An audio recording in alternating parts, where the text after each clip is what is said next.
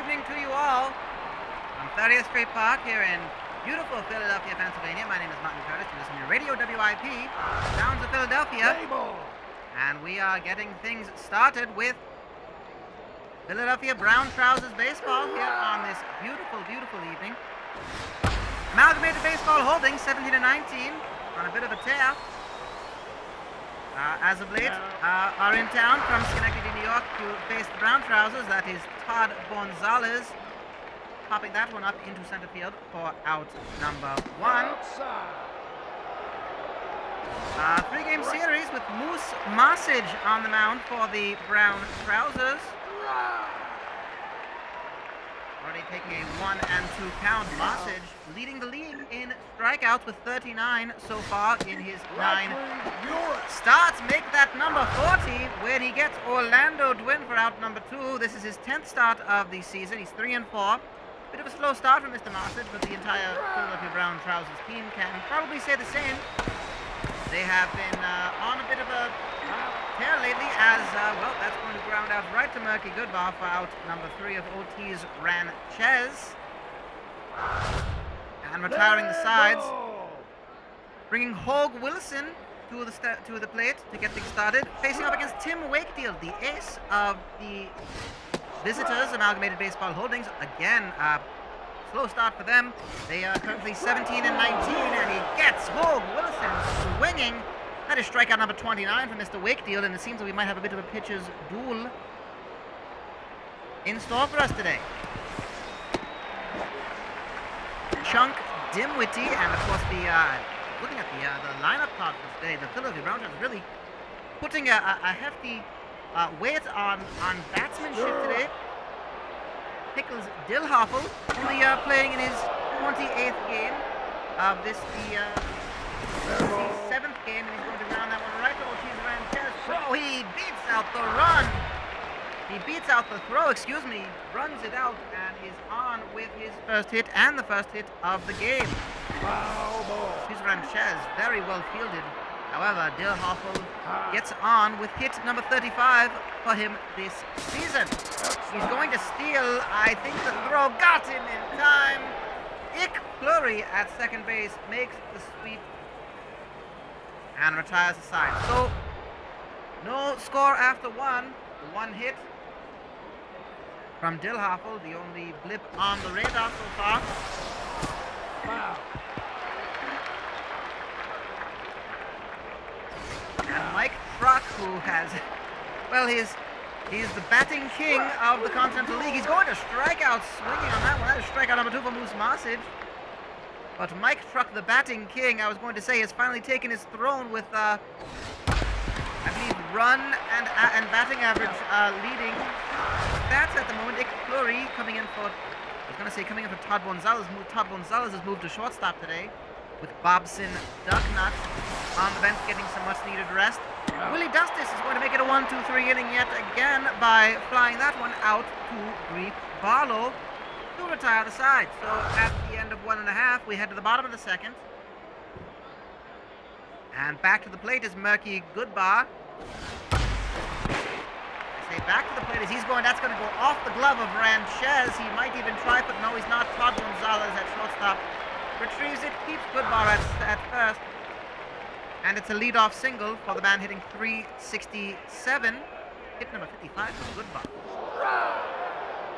Greek Barlow is batting 300. He's 5th in the order. Doesn't get good contact. Tim Wakefield dives onto it, makes the throw to Willie Dustis for out number 1. Goodbar moves to second. And up next is Ding Low, the catcher who can really smash these balls, and he certainly does smash that one. It's not going to clear the fence, but it's going to bounce off the wall, and Mike Truck has to retrieve it. He slides in with a double. It scores Goodbar from first. It's an RBI single. It's an RBI double, beg your pardon, and it's 1-0 in favor of Philadelphia. That's RBI number 16 for Mr. Lowe. Outside. Up next is Truss Grundleson, the right fielder, who's Hogue Wilson over to left field today. He's going to walk. So Tim Wakefield has been shaken just a little bit to start things off. Eighth in the order is Mickey Lice, the shortstop. And, a fielding general for the brown trousers between him and Coonsley Fair. I think the defense has been bolstered. However, Coonsley Fair on the bench today. He's going to strike out looking, Mr. Lice. So that is strikeout number 2 for Wakefield. That brings him to 30 on the season. And it brings us to the pitcher, Moose Marsage. Let strike 2 go by. Inside. Marsage does have 3 hits on the season. 1 run batted in. He's going to strike out looking, and that will be strikeout number 3 for Wakefield.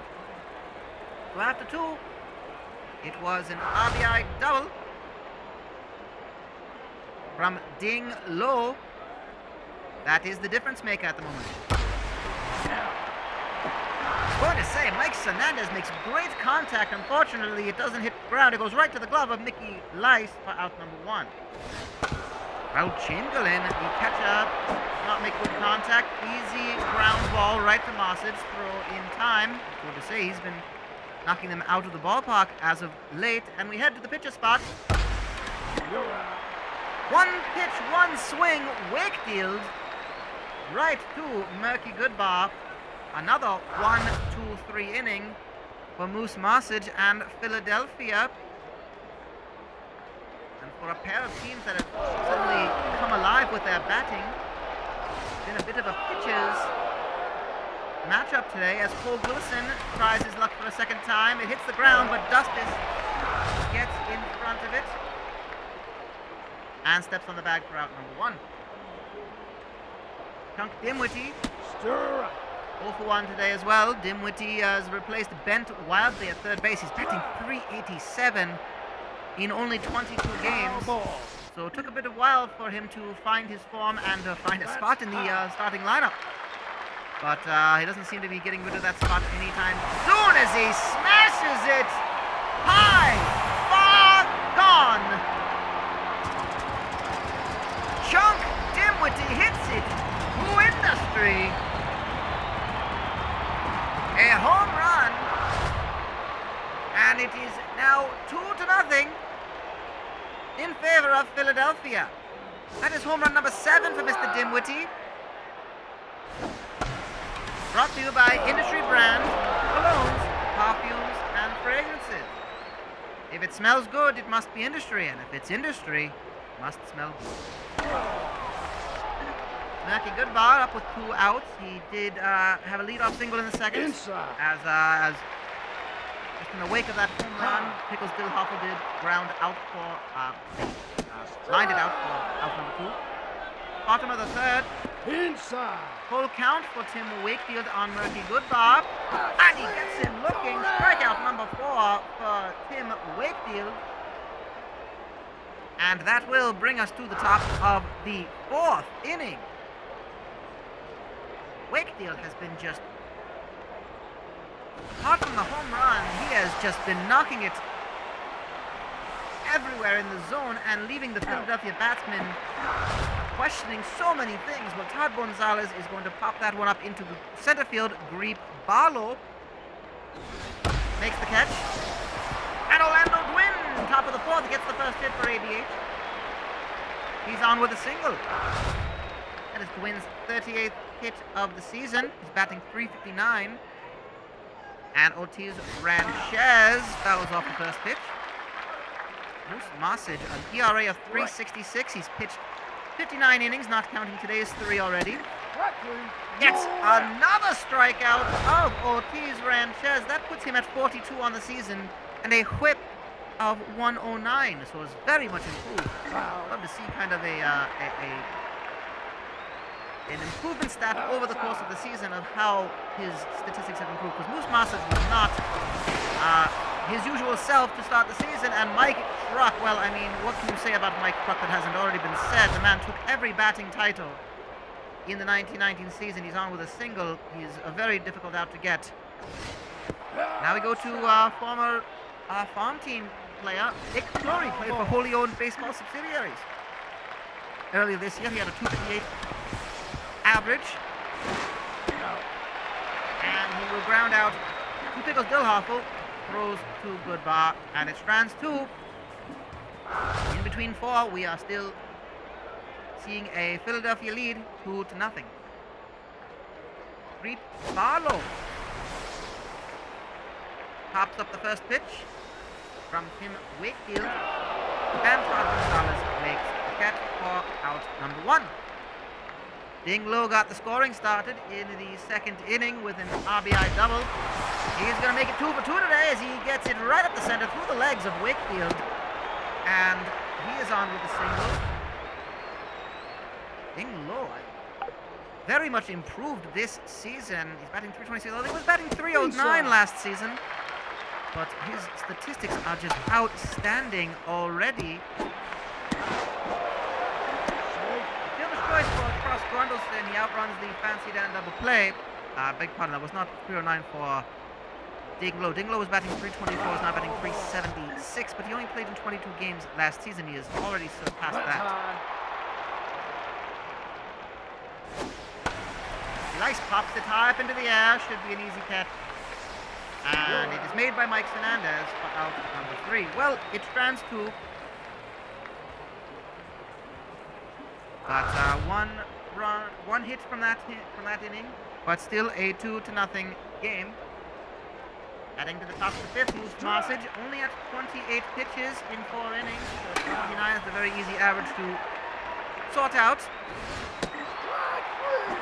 And he gets him striking out. Strikeout number 4 today for Moose Marsic. It's Willie Dustis striking out for the 16th time this season. Inside. Mike Fernandez also one today. Gonna ground that one and does not run it out in time. It is an easy catch for Murky Goodbar with Mickey Lice running to it and retrieving it there. High. Raul Chamberlain. Right. He's batting .208 with 6 home runs and 12 runs batted in. And a lot of those home runs have been fairly recent. Low. He's only hit 3 home runs last season and 10 RBIs, so he's already beaten his total last season. And he's going to walk. So Chamberlain is on first with 2 outs. Bring us to Wakefield, the pitcher.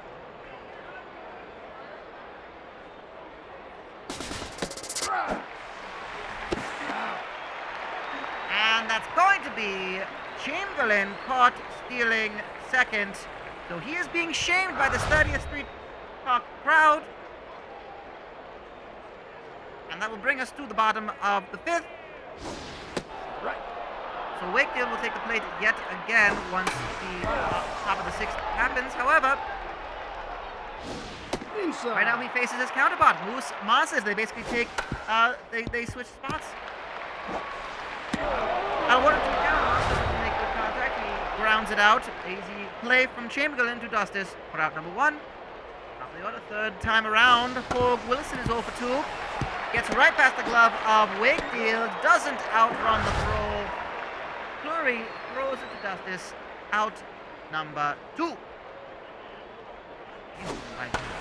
Remarkably quick. It's been, again, the bats have been quiet on both sides for the most part as Junk Dimwitty fights his home run, pops it up, and out for out number 3 to Mike Fernandez.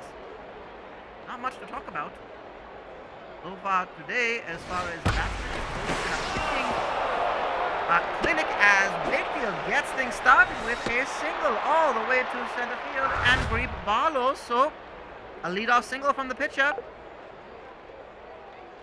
Here in the top of the 6th. Outside. Only if my stats are correct, that's only the 3rd hit from ABH this season. The first time through the order they were blanked entirely, and then Orlando Dwin broke the seal. Mike Truck a single as well. Foul. And Wakefield's was the 3rd one. So Todd Gonzalez 0 for 2 today. Foul ball. Finds himself at the top of the order yet again. He's found a good spot for himself in the 5th spot. But of course Bobson Dugnutt being rested today. Out. Gonzalez pops it up in a 2-2 count to Pickles Dillhoffel. That's out number 1, Orlando Dwin. Again, his average is .359 this season. Foul. Found himself a home in right field for ABH. The preferred starter. Though Dean Westry does filter in every once in a while. However, it looks like it's going to be nice to Dillhoffel. No, he outruns it for a fielder's choice. So well done to Orlando Dwin, avoiding the end of the inning. It brings a chance to OT's Ranchez. Ranchez has 30 RBIs this season. He's 0 for 2 today. 359 average as well. Swings at that one for strike one, a 2-1 count. That looks like it got tipped off the glove of Masic, and it's going to be a single for Ranchez, so he gets his first hit of the game. And we'll look at who's coming up to the plate right now. A dangerous man, if there ever was one in the Continental League. Mike Rock smashes it past the diving Mickey Lice. It's going to load the bases. And, well, Mike Truck has become more of a contact hitter these days. It's amazing. A man with 13 home runs. He is more of a contact hitter, but still, he absolutely is. And that's going to be a great catch by Pickles Dillhoffel to get Ik Pluri out for out number 3. Loaded bases. Left on to end the inning. Bottom of the 6th, it is Pickles Dillhoffel making that catch, which was worth a salt, I must say. Which is why it's brought to you by Salt, the seasoning craze that is sweeping the nation. Found on menus nationwide, at your grocers, your delicatessens, and wherever salt is sold. Look for the packaging with the deer on it. Follow the deer, and you'll find salt. Dillhoffel gets on with a single. And Goodbar gets contact on that one. He's going to go way deep into, well, that was almost caught Dillhoffel in time. Goodbar is in with a double. I'm not certain Pickles Dillhoffel loved the, Goodbar had the double. I don't know if Dillhoffel loved the idea of necessarily having to run to third when the ball was just further down the third base line. He did make it in time. And he does score from the sacrifice by Greed Barlow. So that's Barlow's. That is Barlow's 22nd RBI of the season. Ding Low grounds it out, keeping Goodbar at second with 2 outs, and Wakefield trying to limit the damage control. Has only allowed 1 run this inning so far. 3-0 in favor of the brown trousers. Grundleson swings wildly at that one. He walked and hit the fielder's choice. He's going to hit it right to Dustis. Steps on the bag for out number 3. Well, it strands the 1, and that is the end of 6. 3-0 in favor of the Philadelphia Brown Trousers, who have really just found a way to turn the lights out on the batting prowess of Amalgamated Baseball Holdings, the Schenectady, New York team.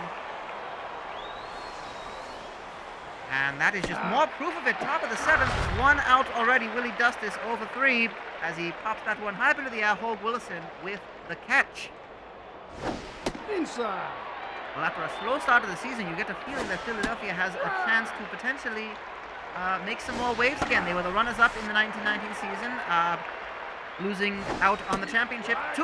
Well, that's going to be another strikeout of Mike Hernandez swinging. That is strikeout number 5 today for Moose Masic. Bring us to Raul Chamberlain. As said, the Milwaukee Dutchmen, the defending champions, the runners-up, of course, with the Philadelphia Brown Trousers.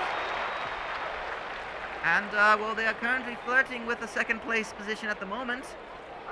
But New Ohio have the spot that Philadelphia wants.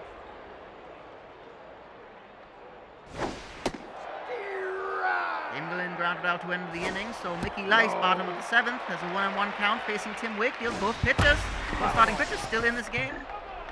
Wakefield trying to get through 7 innings. Lice smashes it. It doesn't look like it has enough distance. It's going to be easily caught by Mike Truck for out number 1. And we will see what they do with Moose Masic. He will stay in this game. And a diving Gonzalez has to get that one. A throw just into Dustis. Not bad contact from the pitcher. But 2 outs, we go to the top of the order, and Hogue Willison, an 0-3 Hogue Willison. Fouls off the first pitch. Wakefield threw 71 pitches. That is number 72. It should be easily scooped up by Ranchez. But run out by Wilson. He gets to first for the first time today. And a 2-out hustle play by Hogue Willison brings Chunk Dimwitty up to the plate. Makes contact. Will it drop Foul foul? ball. It will drop foul just on the outside of the third baseline. Strike one. And he No swings out. and strikes out to end the inning. Goodness me. 5 strikeouts apiece for the 2 pitchers. We are truly seeing some amazing things as Bent Wildly will take Bent Wildly and Willie Pregnant will come in for Pregnant's gonna go into left field. High. Strike. Wakefield takes the plate again, so top of the 8th, he plans on continuing going. Swing and a miss for strikeout number 6 for Moose Marsid. Again, Bent Wildly coming in for Chunk Dimwitty, and Willie Pregnant in for Hogue Wilson in left field. That is foul and high up into the air, does not have a play on it. Neither the catcher nor the first baseman have it. But 0-2 the count. 70 pitches right now for Moose Marsid, and number 71 from Gonzalez is right back to Marsid. Throw in time to goodbye. 2 outs. Moose Marsid facing Orlando Dwin, who's going to ground it right to Pickles Dillhoffel. Throw in time to retire the sides. Moose Marsid threw 8 innings. Steelers pitched a shutout. 3-0 in favor of Philadelphia. Bottom of the 8th, Wakefield faces Dillhoffel,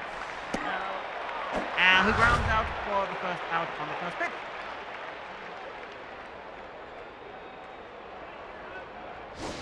It's Murky Goodbar taking the straight. He is 2 for 3 today, one of the small bright spots in the offense from Philadelphia. However, he pops that one high up into right field. Orlando Dwin with the catch. I do feel like this game is very much on a razor-thin margin.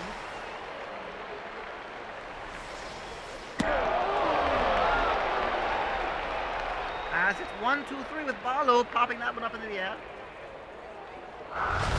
And we head to the top of the 9th inning. Look at that. That is Poonsley Fair.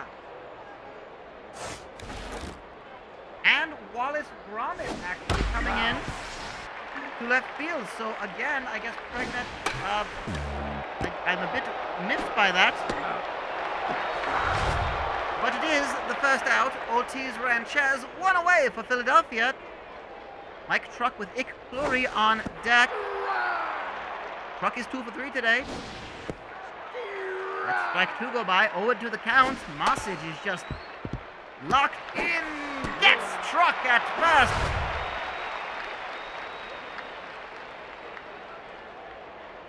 Final out is Ick Fleury, who's over 3 today. First pitch, he pops it out. Marsid waves everyone off. Well, why wouldn't you get the final out of the game?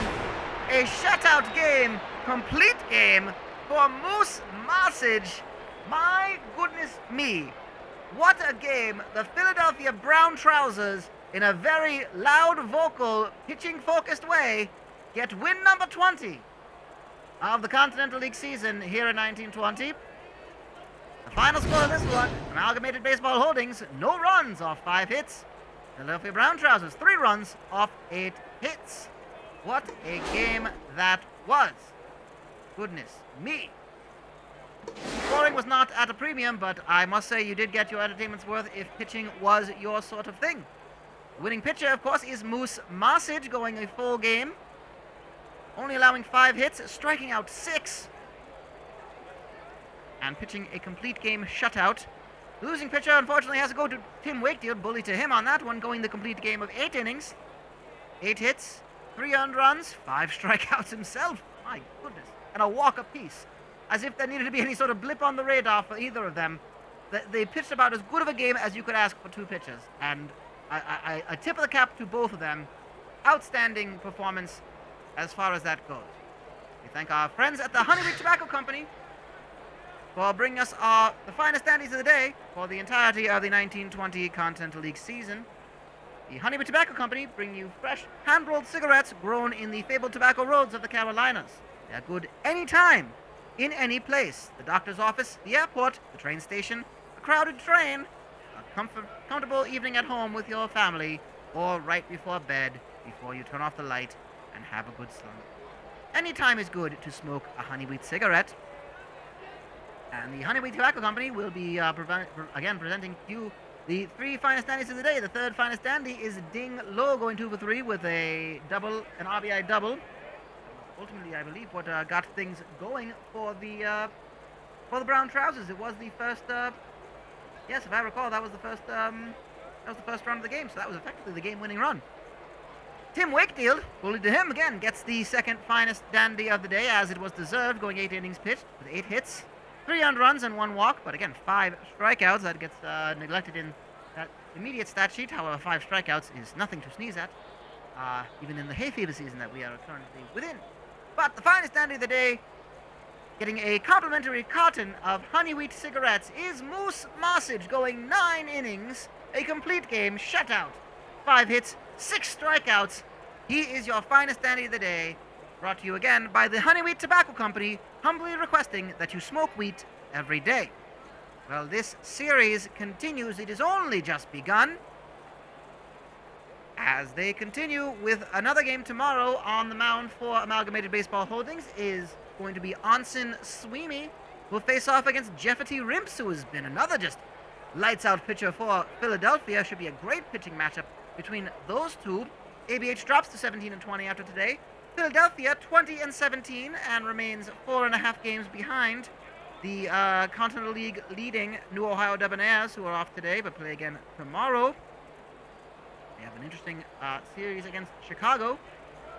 Philadelphia now are tied in second with Pittsburgh, who I understand got a win earlier today over the Boston Ruffians. So both sides 20-17. New York half a game behind them, but that's because they're off today. They play tomorrow against the Milwaukee Dutchmen. And the rest of the standings follow suit below that. But that will be it for us today. Again, we will join you again here tomorrow on Radio WIP, the Sounds of Philadelphia. My name is Mutton Curtis. I bid you a good rest of the evening, and I wish you to keep your head high and your trousers brown.